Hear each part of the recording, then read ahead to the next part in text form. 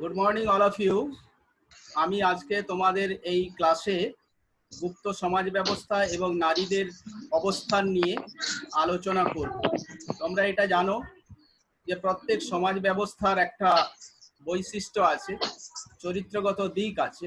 সেইরূপ গুপ্ত যুগের সমাজ ব্যবস্থার কিন্তু সেই বৈশিষ্ট্য বা চরিত্র কিন্তু আমরা এখানে দেখতে পাই। এই গুপ্ত যুগের সমাজ নিয়ে আমরা সাধারণত সমাজ সম্বন্ধে জানতে গেলে বেশ কিছু তথ্যের উপর ডিপেন্ড করতে হয়। বিশেষ করে তৎকালীন যে লিপিগুলো, মানে গুপ্ত যুগের লিপি, স্মৃতিশাস্ত্র এবং বৈদেশিকদের বিবরণ, বিশেষ করে ফাহিয়েন এবং হিউয়েনসাং এর বিবরণ, এগুলো আমাদের তথ্য হিসেবে কাজ করছে। স্লাইডস হচ্ছে না কেন?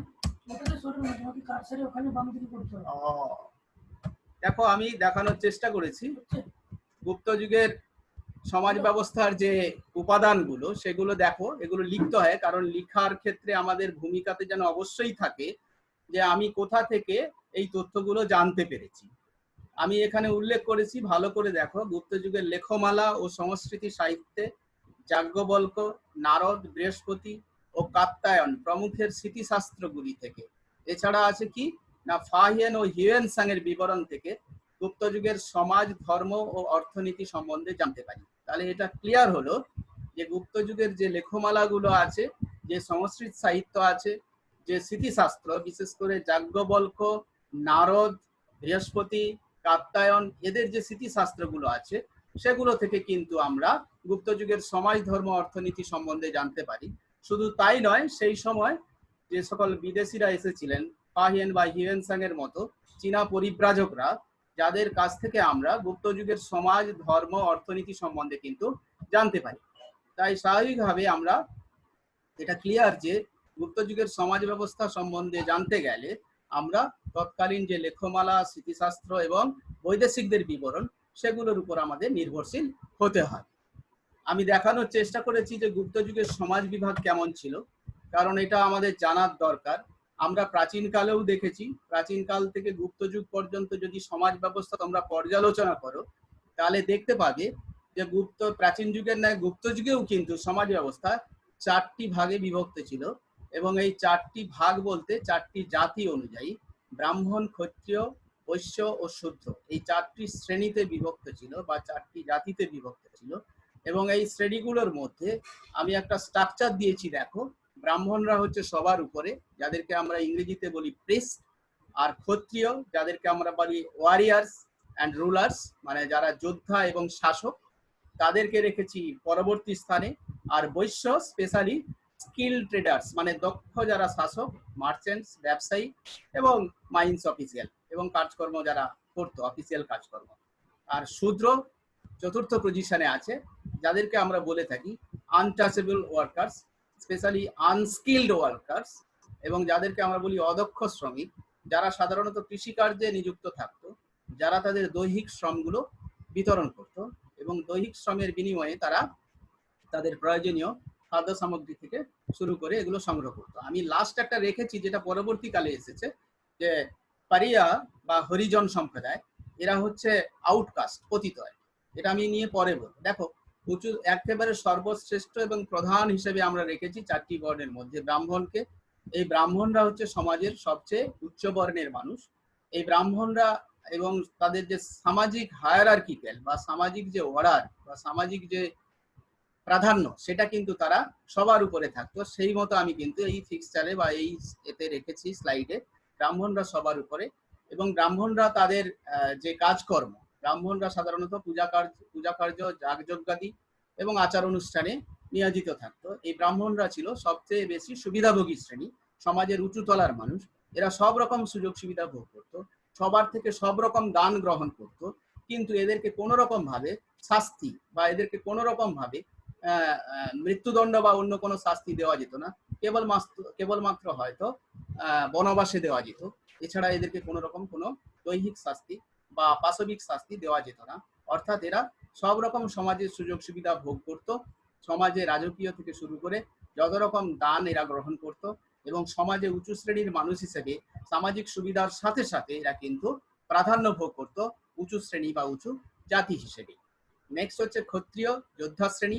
এরা সাধারণত যুদ্ধ বিগ্রহ করত এবং রাজকার্য পরিচালনা করত।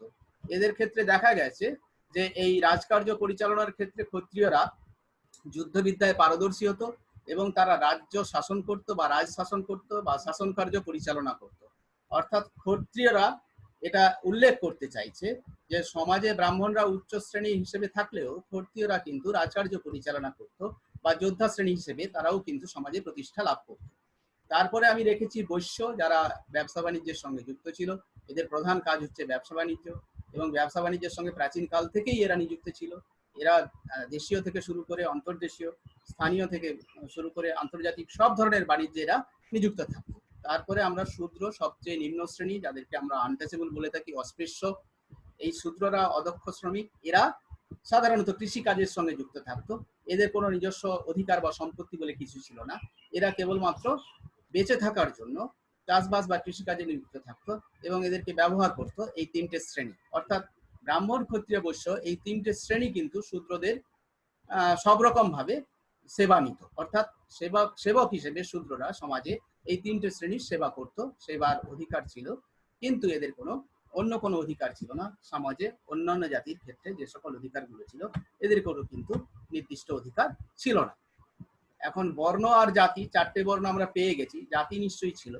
জাতির পরিচয়টাও কিন্তু ছিল বংশানুক্রমিক এবং প্রত্যেকটা জাতির কিন্তু নিজস্ব বৃত্তি ছিল। ভালো করে দেখো, জাতি পরিচয় বলতে যেমন ব্রাহ্মণ জাতিগত ব্রাহ্মণ, ক্ষত্রিয় জাতিগত ব্রাহ্মণ, বংশানুক্রমিক, ব্রাহ্মণের ছেলে ব্রাহ্মণ, ক্ষত্রিয়ের ছেলে ক্ষত্রিয়, বৈশ্যের ছেলে বৈশ্য, শূদ্রের ছেলে শূদ্র। এই যে জাতিগত যে পরিচয়টা, এটা কিন্তু একেবারে হেরিডিটারি, বংশানুক্রমিক এবং বংশগতভাবে এরা পেত এবং সে মতোই চলত। এবং প্রত্যেকটা জাতির একটা নিজস্ব বৃত্তি ছিল। বৃত্তি বলতে এখানে জীবিকা। জীবিকা বলতে কি না, ব্রাহ্মণরা পূজা অর্চনা যাগযজ্ঞাদি করবে, এটা তাদের বৃত্তি। ক্ষত্রিয়রা যুদ্ধ করবে, এটা তাদের বৃত্তি, যোদ্ধা হচ্ছে বৃত্তি। আর বৈশ্যরা ব্যবসা বাণিজ্য করবে, এটা তাদের বৃত্তি। শূদ্ররা চাষবাস ও অন্যান্য কাজকর্মের সঙ্গে নিযুক্ত থাকবে, এগুলো হচ্ছে বৃত্তি। অর্থাৎ প্রত্যেকটা জাতির একটা নিজস্ব বৃত্তি ছিল এবং সেটা যেন তারা বংশ পরম্পরায় বা বংশানুক্রমিক ভাবে তারা ভোগ করত। এবং বৈবাহিক সম্পর্কটাও কিন্তু জাতির মধ্যে সীমাবদ্ধ ছিল। ভালো করে ভেবে দেখো, ব্রাহ্মণরা ব্রাহ্মণদেরই, ব্রাহ্মণ শ্রেণীর মহিলাকেই বিবাহ করতো বা ব্রাহ্মণ শ্রেণীর পুরুষকেই বিবাহ করতো, এবং ক্ষত্রিয়রা ক্ষত্রিয় শ্রেণীর মানুষ মানে মহিলাকেই বিবাহ করতো বা ক্ষত্রিয়দের মধ্যেই বৈবাহিক সম্পর্কে আবদ্ধ হতো। শূদ্র বৈশ্যরাও তাই, শূদ্ররাও তাই, নিজেদের মধ্যে বৈবাহিক সম্পর্কে আবদ্ধ হতো। অর্থাৎ এই বৈবাহিক সম্পর্কটা কিন্তু জাতিগত বা জাতির মধ্যে সীমাবদ্ধ ছিল। কোনো মতে যে মানে অন্য জাতির সঙ্গে বিবাহ হতো না এরকম না, কিন্তু স্বাভাবিক নিয়ম বা পদ্ধতি বা স্বাভাবিক যে বিষয়, সেটা কিন্তু একেবারে যে নিজের জাতির মধ্যে, এবং সেটা বৈবাহিক সম্পর্ক হতো, কোনো রকম সেটা অন্যথা হতো না। কিন্তু এর ব্যতিক্রমও ছিল। বাস্তবে এক বর্ণের মানুষ কিন্তু অন্য বর্ণের বৃত্তি গ্রহণ করতেন। যেমন ব্রাহ্মণরা অনেক সময় ক্ষত্রিয়ের বৃত্তি নিয়েছে, কিন্তু ক্ষত্রিয়রা ব্রাহ্মণের বৃত্তি নিয়েছে কিনা সেটা জানি না। কারণ অনেক ব্রাহ্মণ রাজা ছিলেন যারা ক্ষত্রিয়দের উপরে রাজকার্য পরিচালনা করত। কিন্তু দেখা গেছে ক্ষত্রিয়রা অনেক সময় যে তারা বৈশ্য বা ব্যবসা বাণিজ্যের সঙ্গে নিযুক্ত থাকতো, সেটাও কিন্তু দেখা গেছে। এবং এই জাতি পরিচয়ের পর এটা আমরা দেখেছি যেটা, যে এই যে বাস্তবে যেই জাতি যে বর্ণ তারা সেই বৃত্তি গ্রহণ করতো, কিন্তু অন্য বৃত্তি যে গ্রহণ করতো সেটাও কিন্তু আমরা লক্ষ্য করেছি। কারণ ব্রাহ্মণ রাজা আমরা দেখেছি প্রিস্ট কিং, যেটা স্পেশালি আমরা সিন্ধু সভ্যতায় আমরা লক্ষ্য করেছি। বাস্তবে এক বর্ণের মানুষ অন্য বর্ণের বৃত্তি গ্রহণ করতে পারতেন, এটাকে নিয়ে কোনো সন্দেহ ছিল না। পরবর্তীকালে দেখা গেছে ব্রাহ্মণ রাজা ও ক্ষত্রিয় ব্যবসায়ীর উল্লেখ আছে। আমি যেটা বলছিলাম, হিউয়েনসাংয়ের উজ্জয়িনী, যজতি ও মহেশ্বরপুরের রাজারা ব্রাহ্মণ ছিলেন। তার মানে ব্রাহ্মণরা রাজা হতে পারত। ক্ষত্রিয়রা যদিও যুদ্ধবিদ্যায় পারদর্শী ছিল, তারা রাজকার্য পরিচালনা করত, কিন্তু ব্রাহ্মণরাও যে এই রাজকার্য পরিচালনা করতো এবং ব্রাহ্মণরাও রাজা হতে পারতো, সেটা কিন্তু হিউয়েনসাংয়ের বর্ণনায় আমরা দেখতে পাচ্ছি। ব্রাহ্মণ ময়ূর শর্মন ক্ষত্রিয়দের যুদ্ধবৃত্তি গ্রহণ করে কদম্ব রাজবংশের প্রতিষ্ঠা করেছিলেন। এটা ভালো করে দেখো, অর্থাৎ ব্রাহ্মণরা ক্ষত্রিয় বৃত্তি গ্রহণ করে রাজকার্য পরিচালনা করেছিল বা রাজ্য শাসন করেছিল, সেটা নিয়ে কোনো সন্দেহ নেই। অর্থাৎ ব্রাহ্মণরাও রাজা হতে পারতেন, আবার ক্ষত্রিয়রাও কিন্তু ব্যবসা বাণিজ্য বা অন্যান্য বৃত্তির সঙ্গে যুক্ত হতে পারতেন। অর্থাৎ শুধুমাত্র নিজস্ব বৃত্তি ছাড়াও অন্য বৃত্তি গ্রহণ করতে পারতো, এটা নিয়ে কোনো সন্দেহ নেই। তার মানে দেখো যে বাস্তবে আমরা যা দেখতে পাচ্ছি ব্রাহ্মণ্য স্মৃতিশাস্ত্র বা হিউয়েনসাংয়ের বর্ণনায়, দেখো পরস্পর বিপরীত বা বিরোধী চিন্তা ভাবনা। আমরা বলছি জাতি হচ্ছে বর্ণগত পরিচয় এবং সেটা একবারে বংশানুক্রমিক ভাবে প্রত্যেক জাতির নিজস্ব বৃত্তি ছিল, সেটাও ঠিকই। কিন্তু এর ব্যতিক্রমও ছিল, যেটা হিউয়েন সাং এর বর্ণনায় আমরা দেখতে পাচ্ছি। কারণ ব্রাহ্মণ রাজা এটার উল্লেখ পেয়েছি আমরা আমরা সিন্ধু সভ্যতার যুগে যেমন পেয়েছি, গুপ্ত যুগেও সেটা দেখতে পাচ্ছি। আবার এটাও ঠিক যে ক্ষত্রিয়রা কিন্তু শুধুমাত্র যুদ্ধবিদ্যা নয়, তারা কিন্তু ব্যবসা বাণিজ্যের সঙ্গে নিযুক্ত হতে পারত। অর্থাৎ এক বর্ণের মানুষ অন্য বর্ণের বৃত্তি গ্রহণ করতে কোনো প্রতিবন্ধকতা বা কোনো রকম সমস্যা হতো না, যেটা আমরা গুপ্ত যুগে লক্ষ্য করি। অর্থাৎ ব্রাহ্মণরা যেমন পূজা অর্চনাও করতে পারতো, তেমন রাজকার্যও পরিচালনা করতো। ক্ষত্রিয়রা যেমন যুদ্ধবিদ্যা পরিচালনা করতো, রাজকার্য পরিচালনা করতে পারতো, তেমনি ব্যবসা বাণিজ্যও তারা করতে পারতো। অর্থাৎ ব্যবসা বাণিজ্যের সঙ্গে কিন্তু তারা নিযুক্ত হতে পারতেন। অর্থাৎ প্রত্যেক জাতি নিজস্ব বৃত্তি থাকা সত্ত্বেও একেবারে এরকম কোনো অলঙ্ঘনীয় নিয়ম কানুন ছিল না যে ব্রাহ্মণরা কেবলমাত্র ব্রাহ্মণদের যে ক্রিয়াকর্ম সেটাই করতে পারবে, অন্য কোনো কর্ম বা বৃত্তি করতে পারবে না। এ ধরনের কোনো আইন বা নিষিদ্ধতা ছিল না, বৈধতা ছিল না, বা এরকম ধরনের কোনো বিধি ছিল না। কিন্তু এটাও ঠিক, ক্ষত্রিয়রাও যেমন অন্য বৃত্তি নিয়েছে, ব্রাহ্মণরাও কিন্তু অন্য বৃত্তি নিয়েছে। অর্থাৎ বৃত্তি গ্রহণের ক্ষেত্রে কোনো রকম সমস্যা দেখা দেয়নি, যেটা গুপ্ত যুগের অন্যতম বৈশিষ্ট্য। আমি আর একটা জিনিস দেখাতে চাইছি। দেখো, আমি এই গুপ্ত যুগে যে ব্রাহ্মণরাই শ্রেষ্ঠ সেটা কিন্তু প্রমাণ হয়েছে প্রতিটা ক্ষেত্রে। কারণ তারা সকল রকম সুযোগ সুবিধা নিত। এটা আমি আগেই বলেছি, আবার বলছি, তারা সমাজের যেহেতু বর্ণ শ্রেষ্ঠ, স্বাভাবিক কারণে তারা যত রকম সামাজিক সুযোগ সুবিধা সেগুলো সে নিত, এবং তাদেরকে কোনো রকম শাস্তি দেওয়া যেত না, এবং তারা কিন্তু সব রকম বা নানা রকম দান গ্রহণ করতে পারত। অর্থাৎ দেখা গেছে শ্রেষ্ঠ হিসেবে বা বর্ণশ্রেষ্ঠ হিসেবে গুপ্ত যুগে ব্রাহ্মণরা সকল রকম সুযোগ সুবিধা ভোগ করত, এবং তারা সমাজের উচ্চ বর্ণ হিসেবে বিভিন্ন রকম দান থেকে শুরু করে নিয়ম কানুন থেকে শুরু করে তারা কিন্তু বিভিন্ন প্রথার মধ্যে নিজেদের আবদ্ধ রাখলেও সুযোগ সুবিধা দিতে তারা ভুলতো না। সেই কারণে আমরা বলে থাকি most privilege class in Gupta empire, মানে গুপ্ত যুগে সবচেয়ে সুবিধাভোগী শ্রেণী হচ্ছে ব্রাহ্মণরা। এই ব্রাহ্মণরা কিন্তু গুপ্ত যুগে যেভাবে তারা সুযোগ সুবিধা গ্রহণ করেছে, ঠিক তেমনি বৈশ্য বা শূদ্ররাও যে একেবারে সুযোগ সুবিধা নেয়নি তা বলা যায়। কেননা একটা ভালো ছোট্ট উদাহরণ দেখো, যে বৈশ্য ও শূদ্রের মধ্যে কিন্তু খুব একটা তফাৎ ছিল না। কারণ বৈশ্যরাও চাষবাস করতো, শূদ্ররাও চাষবাস করতো। কোনো কোনো ক্ষেত্রে দেখা গেছে যে শূদ্ররাও কিন্তু কৃষিকাজের সাথে সাথে ব্যবসা বাণিজ্যের সঙ্গেও লিপ্ত হতো। তাহলে দেখো, বৈশ্য আর শূদ্রের মধ্যে খুব একটা তফাৎ ছিল না, কিন্তু ব্রাহ্মণ ক্ষত্রিয়ের মধ্যে একটা তফাৎ ছিল। অর্থাৎ দেখা গেছে যে বৈশ্য শূদ্রের মধ্যে তফাৎটা না থাকলেও উচ্চবর্ণ হিসেবে ব্রাহ্মণ এবং ক্ষত্রিয়দের মধ্যে একটা পার্থক্য বা তফাৎ ছিল, যদিও সেটা পরবর্তীকালে ব্যক্তিগত দিক থেকে সেক্ষেত্রে অনেক ক্ষেত্রে দেখা যাচ্ছে যে খুব একটা বেশি তফাৎ লক্ষ্য করা যায়নি। গুপ্ত যুগে কৃষক, ব্যবসায়ী, গোপালক, তাঁতি বৈশ্য বর্ণের কিন্তু অন্তর্ভুক্ত ছিল। ভালো করে দেখো, ব্যবসায়ী, কৃষক, গোপালক, তাঁতি এরা কিন্তু বৈশ্য বর্ণের অন্তর্ভুক্ত ছিল। অর্থাৎ বৈশ্য বর্ণ, শুধুমাত্র বৈশ্য বলতে কি বোঝায় সেটার থেকে বড় কথা যে বৈশ্য শ্রেণীভুক্ত যারা ছিল তারা কৃষক, ব্যবসায়ী, গোপালক এবং তাঁতি। অর্থাৎ গুপ্ত যুগে বৈশ্য আর শূদ্রের মধ্যে যে কোনো তফাৎ ছিল না, সেটা নিয়ে কোনো সন্দেহ নেই।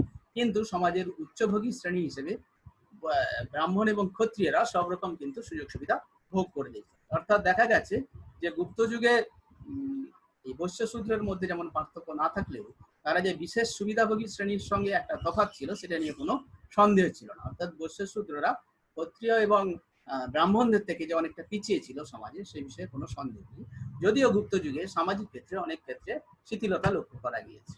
দেখো, স্মৃতিশাস্ত্রের বিধান অগ্রাহ্য করেছে। আমি আগেই বলেছিলাম যে নিজস্ব বর্ণের মধ্যে এরা বিবাহ করত, কিন্তু দেখা গেছে যে এরা স্মৃতিশাস্ত্রের বিধান অগ্রাহ্য করেও অনুলোম আর প্রতিলোম বিবাহ করত। অনুলোম বিবাহ বলতে উচ্চ বর্ণের ছেলে নিম্ন বর্ণের মেয়ে, আর প্রতিলোম বলতে উচ্চ বর্ণের মেয়ে নিম্ন বর্ণের ছেলে।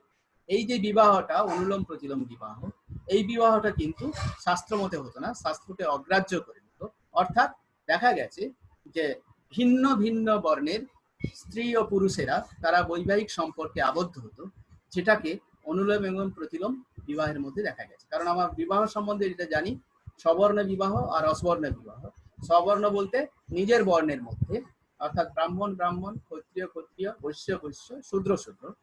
কিন্তু এক্ষেত্রে দেখা গেছে সবর্ণের মধ্যে বিবাহ না করে অস্বর্ণ অর্থাৎ ভিন্ন বর্ণ, উচ্চ বর্ণের সঙ্গে নিম্ন বর্ণের, নিম্ন বর্ণের সঙ্গে উচ্চ বর্ণের এই যে বৈবাহিক সম্পর্কটা, সেটা কিন্তু এই অনুলোম এবং প্রতিলোম বিবাহ প্রচলনের মধ্যে দিয়ে দেখা গেছে, যেটা আমরা লক্ষ্য করেছি গুপ্ত রাজাদের সময় থেকেই কিন্তু আমরা এটা লক্ষ্য করে আসছি। যেমন বৈশ্য গুপ্তরাজ দ্বিতীয় চন্দ্রগুপ্তের কন্যা প্রভাবতী দেবীর সঙ্গে ব্রাহ্মণ বকাটক রাজ রুদ্র সেনের বিবাহ ও ব্রাহ্মণ কদম্বরাজ কাকুৎস বর্মণের কন্যাদের সঙ্গে বৈশ্য রাজকুমারদের বিবাহ। মৃচ্ছটিক নাটকে ব্রাহ্মণ কর্তৃক গণিকা ও গণিকার দাসীকে বিবাহের উল্লেখ আছে। এই যে দুটো বিবাহ, এটাকে বলছে অসবর্ণ বিবাহ এবং এটাকে বলছে অনুলোম এবং প্রতিলোম বিবাহ। কেন না, বৈশ্য গুপ্তরাজ দ্বিতীয় চন্দ্রগুপ্তের কন্যা প্রভাবতী দেবীর সঙ্গে ব্রাহ্মণ বকাটক রাজ রুদ্রসেনের বিবাহ ও ব্রাহ্মণ কদম্বরাজ কাকুৎস বর্মণের কন্যাদের সঙ্গে বৈশ্য রাজকুমারদের বিবাহ। অর্থাৎ বৈশ্যরাও যে রাজকার্য পরিচালনা করতো সেটা কিন্তু আমরা এই সময়কার স্মৃতিশাস্ত্র বা লেখমালা থেকে কিন্তু জানতে পারছি। আবার মৃচ্ছটিক নাটক থেকে এটাও জানতে পারছি যে ব্রাহ্মণ কর্তৃক গণিকা আর গণিকার দাসীদের সঙ্গে বিবাহ করতো। তাহলে দেখো, ব্রাহ্মণরা যে একেবারে মানে অসবর্ণ বিবাহটা যে প্রচলন ছিল সেটা নিয়ে কোনো সন্দেহ নেই। অর্থাৎ স্মৃতিশাস্ত্র বা যে লেখগুলো সেগুলোতে এটা স্পষ্ট হচ্ছে যে তখনকার দিনে অসবর্ণ অর্থাৎ গুপ্ত যুগে অসবর্ণ বিবাহটা প্রচলন যে ছিল, হয়তো বেশি মাত্রায় না থাকলেও প্রচলন ছিল, সে বিষয়ে কোনো সন্দেহ নেই। এই অসবর্ণ বিবাহের ক্ষেত্রে আমরা কতগুলো প্রকারভেদ দেখানোর চেষ্টা করেছি। এই অসবর্ণ বিবাহ আবার বলছে ব্রাহ্ম কেন না, ব্রহ্মকে সাক্ষী রেখে আর্য মানে উঁচু জাতির সঙ্গে যেটা, আর প্রজাপত্য যে বিবাহগুলো, দৈব, গান্ধর্ব, আসুর, রাক্ষস ও কৈশাচ, এই 8 প্রকার বিবাহের উল্লেখ আছে অসবর্ণ বিবাহে। কি কি অসবর্ণ বিবাহের 8 প্রকার কি কি না, ব্রাহ্ম বিবাহ, আর্য বিবাহ, প্রজাপত্য বিবাহ, দৈব বিবাহ, গান্ধর্ব বিবাহ, আসুর বিবাহ, রাক্ষস ও কৈশাচ, এই 8 প্রকার কিন্তু বিবাহের উল্লেখ আছে যাজ্ঞবল্ক্যে। তাহলে আমরা দেখো, বিবাহ আমরা 2 প্রকার দেখেছি, সবর্ণ অসবর্ণ। সবর্ণ নিজের বর্ণের মধ্যে, অসবর্ণ ভিন্ন বর্ণের মধ্যে। অসবর্ণ বিবাহকে আমরা আবার 2 ভাগে ভাগ করেছি, একটা অনুলোম আর প্রতিলোম। অনুলোম বলতে উচ্চ শ্রেণীর পুরুষ আর নিম্ন শ্রেণীর মহিলা, আর প্রতিলোম বলতে উচ্চ শ্রেণীর মহিলা, নিম্ন শ্রেণীর পুরুষ। এই বিবাহ অনুলোম প্রতিলোম। এই অসবর্ণ বিবাহকে আবার আমরা 8 ভাগে ভাগ করেছি, ব্রাহ্ম, আর্য, প্রজাপত্য, দৈব, গান্ধর্ব, আসুর, রাক্ষস, কৈশাচ, যেটা আমরা যাজ্ঞবল্ক্যে দেখতে পাই। এই অসবর্ণ বিবাহের ফলে কিন্তু সমাজে একটা যে জিনিসটা দেখা দিয়েছিল সেটা হচ্ছে মিশ্র জাতির উদ্ভব হয়েছিল, মিক্সড কালার বা মিশ্র জাতি বা বর্ণের উদ্ভব ঘটেছিল অসবর্ণ বিবাহের ফলে। এই যে ব্রাহ্মণ পিতা ও ক্ষত্রিয় মাতার সন্তানকে ক্ষত্রিয় মনে করা হতো। ব্রাহ্মণ পিতা হলেও মাতার পরিচয় ক্ষত্রিয় হিসেবে কিন্তু এখানে স্বীকৃতি পেত। অর্থাৎ ব্রাহ্মণ পিতা হলেও ক্ষত্রিয় মাতা কিন্তু ক্ষত্রিয় হিসেবে পরিচয় লাভ করত। অর্থাৎ অসবর্ণ বিবাহের ফলে মিশ্র জাতির উদ্ভব ঘটেছিল। কারণ মিশ্র জাতি বলতে ভিন্ন ভিন্ন জাতির মধ্যে বিবাহের ফলে তার যে সন্তান তিনি মিশ্র বর্ণ হিসেবে প্রতিষ্ঠিত হতেন। তবে দেখা গেছে এই মিশ্র বর্ণের ক্ষেত্রে ব্রাহ্মণ পিতা হলেও ক্ষত্রিয় মাতার পরিচয়ে কিন্তু সে ক্ষত্রিয় হিসেবে নিজেকে প্রতিষ্ঠিত করে। অর্থাৎ ব্রাহ্মণ আর ক্ষত্রিয়ের বিবাহের ফলে বা উৎপাদিত সন্তানের ফলে সন্তান কিন্তু ক্ষত্রিয় পরিচয় নিয়েও অনেক সময় বেঁচে আছে। অর্থাৎ শুধুমাত্র পিতার পরিচয় নয়, এখানে মাতার পরিচয়ও যে তার পরিচয় হতো সেটা কিন্তু এই মিশ্র বর্ণের উদ্ভবের ফলে আমরা দেখতে পেয়েছি। তাহলে দেখো, অসবর্ণের যে বিবাহ এবং তার ফলে যে তার যে মিশ্র বর্ণ বা মিশ্র জাতির উদ্ভব, সেটা কিন্তু একটা বড় গুরুত্বপূর্ণ ঘটনা, যেটা কিন্তু আমরা এই গুপ্ত যুগে দেখতে পাই। অর্থাৎ গুপ্ত যুগে অসবর্ণ বিবাহের ফলে এবং সেটা উঁচু শ্রেণীর বা নিম্ন শ্রেণীর উভয়ের মধ্যে পারস্পরিক বিবাহের ফলে মিশ্র বর্ণ বা মিশ্র জাতির উদ্ভব ঘটেছে। দেখো, মনু, যাজ্ঞবল্ক্য, বৃহস্পতি প্রভৃতি স্মৃতিকারকগণ চণ্ডালদের অস্পৃশ্য ও অসুচি বলে নির্দেশ দিয়েছেন। চণ্ডাল একটা সম্প্রদায় এবং নিম্ন বর্ণের এবং তারা শূদ্র জাত, কিন্তু তাদেরকে বিশেষ করে চণ্ডাল বা অস্পৃশ্য হিসেবে বা অসুচি হিসেবে দেখিয়েছেন এই মনু, যাজ্ঞবল্ক্য, বৃহস্পতি। মনুর বিধানে পর্বত ও অরণ্যবাসী পুলিন, শবর, কিরাত প্রভৃতি আদিম উপজাতিগুলি আর্য সমাজের বর্ণ সংকর বলা হয়েছে। ভালো করে দেখ, মনুর বিধানে পর্বত ও অরণ্যবাসী পুলিন, শবর, কিরাত প্রভৃতি আদিম উপজাতিগুলি আর্য সমাজের বর্ণ সংকর বলা হয়েছে। এরা সব অরণ্যে বাস করতো। পুলিনরা একটা শ্রেণী বা জাতি, শবররাও একটা জাতি, এখনো আছে শবররা। কিরাতরা যারা কেবলমাত্র শিকার করে, ব্যাদ যারা, তারা কিরাত হিসেবে পরিচিত। এই আদিম উপজাতিগুলো কিন্তু এখনো পর্যন্ত বর্ণসংকর জাতি হিসেবে সমাজে প্রতিষ্ঠিত এখনো আছে। অর্থাৎ গুপ্ত যুগেও যেমন ছিল, এখনো পর্যন্ত কিন্তু তুমি যদি দেখো শবর জাতি আছে, কিরাত জাতি আছে, পুলিনরা আছে, হ্যাঁ, চণ্ডালরাও আছে। এবং এই চণ্ডালরা সব থেকে বড় কথা অস্পৃশ্য, অসুচি। এই চণ্ডালদের কোনো রকম সমাজে স্থান দেওয়া হতো না। তারা সমাজের বাইরে বসতি স্থাপন করত, তাদের কোনো অধিকার ছিল না, এমনকি তাদের বাঁচার অধিকারও পর্যন্ত ছিল না। কারণ এরা কেবলমাত্র যখন আসতো এই অস্পৃশ্য অসুচিতি, যখন আনটাচেবল তোমরা পূর্বে দেখবে, কোনো চন্ডাল বাজারে এলে সে কিন্তু একটা তার হাতে বড় লাঠি থাকতো, যেটা দিয়ে সে আওয়াজ করে বুঝিয়ে দিত যে ইয়েস ইজ কামিং, অর্থাৎ চন্ডাল আসছে। সেই মতো সবাই কিন্তু সাবধান হয়ে যেত এবং তারা কখনোই চন্ডালকে স্পর্শ করত না। এই অস্পৃশ্য বা অসুচিতা কিন্তু প্রাচীন যুগে ছিল, গুপ্ত যুগেও ছিল, এখনো পর্যন্ত ততটা না থাকলেও একেবারে নেই বলা যাবে না। অর্থাৎ এই অস্পৃশ্য, অসুচি, চন্ডাল এবং উপজাতিগুলো কিন্তু এখনো সমাজে বর্তমান, যেটা গুপ্ত যুগে আমরা লক্ষ্য করেছি। দেখো, গুপ্ত যুগে আমরা আরেকটা জিনিস যেটা সব থেকে বড় কথা, সেটা হচ্ছে গুপ্ত যুগে একটা নাগরিক জীবন ছিল, যেটা নিয়ে কোনো সন্দেহ নেই। কারণ নগরের বিকাশ আমরা পড়েছি, নগর জীবনের বেশ কিছু সুখ স্বাচ্ছন্দ্যও পড়েছি, এবং গুপ্ত যুগে যে ছিল সেটা নিয়ে কোনো সন্দেহ নেই। কারণ বাদশাহের কামসূত্রে গুপ্তনগর জীবনের বিলাস, বৈভব ও নৈতিক মানের উল্লেখ আছে। কাব্য রচনা, চারুকলা, নৃত্য, নাটক, অভিনয় ও সঙ্গীত চর্চা, দাবা, পাশা, জুয়া খেলা, এগুলো কিন্তু নাগরিক জীবনের অঙ্গ। অর্থাৎ বিলাস ব্যসন জীবনযাপন করতো গুপ্ত নাগরিকরা, যারা নগরে বসবাস করতো বা শহরে বসবাস করতো, এবং তাদের বৈভব বা নৈতিক মানের কিন্তু একটা দিক ছিল, যেটা নিয়ে গুপ্ত যুগে কোনো সন্দেহ নেই। এবং শুধু নয়, নাগরিক জীবনের যে কাব্য রচনা, চারুকলা, নৃত্য, নাটক, অভিনয় ও সঙ্গীত চর্চা এবং দাবা, পাশা, জুয়া খেলা, যেটা কিন্তু আমরা উল্লেখ পাই বাদশাহের কামসূত্রে বা যাজ্ঞবল্কে বা বিভিন্ন স্মৃতিশাস্ত্রে বা সংস্কৃত সাহিত্যে। অর্থাৎ গুপ্ত যুগে নাগরিক জীবন ছিল, নাগরিক জীবনে একটা সুখ স্বাচ্ছন্দ্য ছিল, এবং তারা যে তৎকালীন সংস্কৃতি মনস্ক ছিল নাগরিকরা, সেটাও পরিচয় পাই তাদের বিভিন্ন রকম কাব্য রচনা, চারুকলা, নৃত্য, নাটক বা অভিনয়, সঙ্গীত চর্চা এগুলোতে। এবং জুয়া খেলা, দাবা, পাশা এগুলো যে ছিল বিনোদন হিসেবে, সেটা নিয়ে কোনো সন্দেহ নেই। কিন্তু গুপ্ত যুগে সব থেকে বড় কথা, নারীদের কিন্তু গুণগান গাওয়া হলেও তারা স্বাধীনতা ভোগ করত না, কারণ নারীদের কোনো স্বাধীনতা ছিল না। যদিও তারা, দেখা গেছে যে উচ্চ বর্ণের মানুষ বহু বিবাহ করতো, কিন্তু নারীরা তা পারত না। নারদ স্মৃতিশাস্ত্রে বিধবা বিবাহের উল্লেখ আছে, এটি নিয়ে কোনো সন্দেহ নেই। পরাশর স্মৃতিশাস্ত্রে ও নারীর পুনর্বিবাহ ও বিধবা বিবাহের উল্লেখ আছে।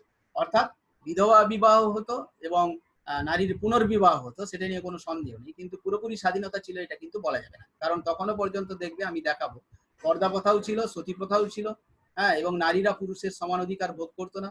এবং এটাও ঠিকই দেখা গেছে যে নারীর, পুরুষরা যে স্বাধীনতা ভোগ করতো, নারীরা সে ধরনের স্বাধীনতা ভোগ করতো না। তবে নারী শিক্ষারও প্রচলন ছিল, কারণ নারী শিক্ষা তখনকার ছিল ব্রহ্মবাদিনীর কথা আমরা জানতে পারি, যেটা পরবর্তীকালে আমি তোমাদের দেখাবো। অর্থাৎ গুপ্ত যুগে নারীর কিন্তু স্বাধীনতা ছিল না। কিন্তু এটাও ঠিক, গুপ্ত যুগে নারীরা কিন্তু তারা স্বামীর সাথে গৃহকর্ত্রী হিসেবে কিন্তু জীবনযাপন করতো, কারণ গৃহস্থের যাবতীয় কাজকর্ম তারা যেমন সামাল দিত, তেমনি সঙ্গে সঙ্গে গৃহস্থের সাথে সাথে মানে পারিবারিক অর্থনৈতিক জীবন কেমন হবে সেটাও কিন্তু নির্ধারণের ক্ষেত্রে তার স্ত্রীদের একটা গুরুত্বপূর্ণ ভূমিকা থাকে। কারণ স্ত্রীরা, দেখা গেছে যে সাংসারিক কাজকর্ম ছাড়াও চাষবাস থেকে শুরু করে, ব্যবসা বাণিজ্য থেকে শুরু করে অন্যান্য কাজকর্মেও কিন্তু তারা অংশগ্রহণ করতো, ধর্মীয় কার্যকলাপেও কিন্তু তারা সক্রিয় ভূমিকা নিত। অর্থাৎ হয়তো স্বাধীনতা ছিল না বাইরে, কিন্তু গৃহস্থে তাদের পূর্ণ স্বাধীনতা না থাকলেও তারা কিন্তু গৃহকর্ত্রী হিসেবে নিজেদের প্রতিষ্ঠিত করতে সক্ষম হয়েছিল। গুপ্ত যুগে পর্দা প্রথা, দেবদাসী প্রথা, সতী প্রথা, চতুরাশ্রম প্রথাও কিন্তু ছিল। তার মানে গুপ্ত যুগে দেখো, পর্দা প্রথা বলতে পর্দার বাইরে কেউ থাকতো না, আসতো না, এটাও যেমন ছিল। আবার দেবদাসী প্রথা ছিল। দেবদাসী বলতে দেবতাদের সেবা করার জন্য বেশ কিছু মহিলা নিযুক্ত থাকতেন, সুন্দরী দেখতে, সুগুণা, তারা দেবদাসী হিসেবে নিজেদের জীবনযাপন করতো।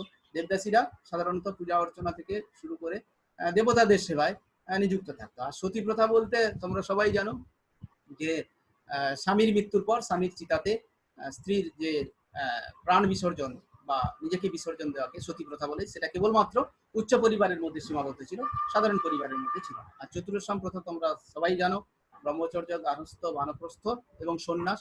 ব্রহ্মচর্য বলতে সাধারণত গুরুগৃহে ব্রহ্মচর্য, তারপরে হচ্ছে গার্হস্থ্য, গার্হস্থ্য বলতে সংসার জীবন, বানপ্রস্থ বলতে বনে যেত, এবং সন্ন্যাস বলতে পুরোপুরি সন্ন্যাস লাইফ লিড করত।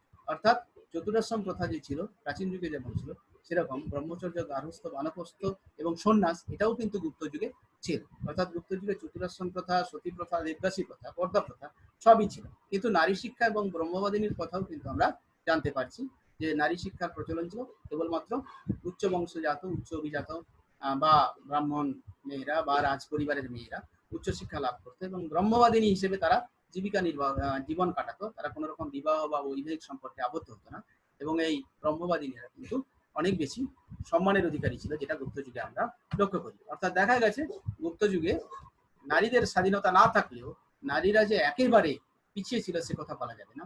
নারীরা সমাজে তারা হয়তো বহু বিবাহের সুযোগ পায়নি, কিন্তু পুনর্বিবাহ বা বিধবা বিবাহ বা অন্যান্য সাংসারিক কাজকর্মে তারা কিন্তু নিযুক্ত থাকে। একথা সত্য যে গুপ্ত যুগের সমাজ ছিল প্রগতিশীল, অর্থাৎ গুপ্ত যুগের সমাজ ব্যবস্থা যে প্রগতিশীলতার মধ্যে ছিল সেটা কিন্তু কোনো রকম অস্বীকার করা যায় না। অর্থাৎ গুপ্ত যুগে সমাজ ব্যবস্থায় নারীদের স্থান খুব একটা বেশি যে ওপেন ছিল সেটা বলা যাবে না, অর্থাৎ গুপ্ত যুগে নারীরা যে স্বাধীনতার কথা বলা যাবে না, কিন্তু তারা পারিবারিক জীবনে বা সাংসারিক জীবনে কিন্তু অন্যান্য সুযোগ সুবিধা বা গৃহকর্মে নিযুক্ত থাকতো। এবং গুপ্ত সমাজ যে প্রগতিশীল ছিল সেটা নিয়ে কোনো সন্দেহ নেই, কারণ গুপ্ত যুগে বিবাহ বা গুপ্ত যুগে বর্ণপ্রথা বা গুপ্ত যুগে বৃত্তি প্রথা দেখো অনেক বেশি লিবারেল, কারণ অসবর্ণ বিবাহ গুপ্ত যুগে ছিল এবং এক বর্ণের মানুষ অন্য বর্ণের বৃত্তি গ্রহণ করতে পারতো, সেটাও কিন্তু গুপ্ত যুগে লক্ষ্য করা গিয়েছে।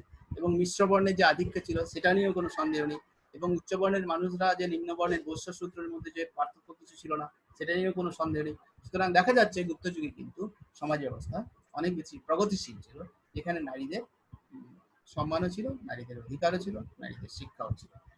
এবারে তোমরা কোশ্চেনে আসো, তোমরা যদি কিছু কোশ্চেন করতে চাও অল স্ক্রিন করে দাও, এবং তোমরা এবারে কোশ্চেনে আসো, তোমাদের কিছু জানার থাকলে আমাকে জানাও। তোমরা একে একে কোশ্চেন করো, আমি যেটুকু পড়ালাম বিশেষ করে গুপ্ত যুগের যে সমাজ ব্যবস্থা এবং নারীদের স্থান সেটা কিন্তু আমি আজকে তোমাদের বাংলায় স্লাইড করে পড়ালাম, এটা খুবই দরকার ছিল, তোমাদের বুঝতে আশা করি অসুবিধা হয়নি।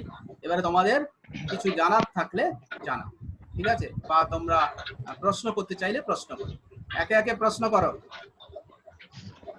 স্বর্ণলিকা প্রশ্ন করো, প্রশ্ন করো, স্নেহা প্রশ্ন করো, ঈশানী প্রশ্ন করো। স্যার শঙ্কর বর্ণটা একবার বলুন। শঙ্কর বলতে এখানে মিশ্র বর্ণের কথা বলা হয়েছে, অর্থাৎ উচ্চ